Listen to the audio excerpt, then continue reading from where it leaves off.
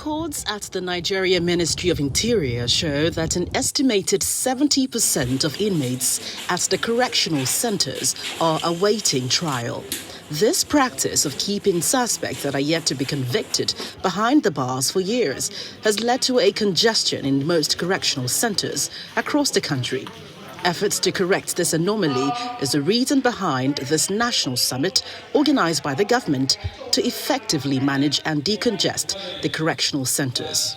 Probably the CJM and CJs and chief judges might have to put up a special court, either per zone, that will try all the cases.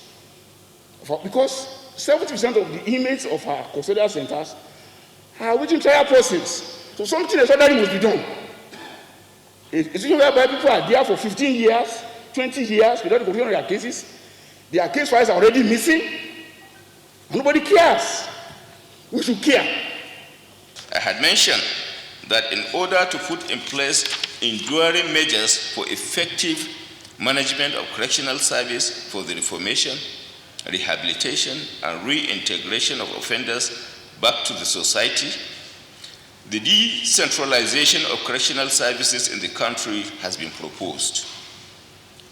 This will allow states to effectively participate through the setting up of their own correctional centers to manage offenders who commit state offenses, while the federal government will continue to manage offenders who commit federal offenses.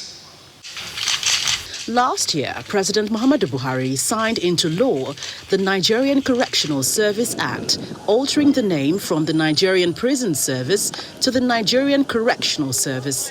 Some participants at this summit believe that the law provides the needed legislative backbone for the reforms. The Act provides for the rights of inmates and correctional custodial centers and established legal framework, institutional, systemic, and sustainable mechanism to address the cases of ever-increasing number of awaiting trial.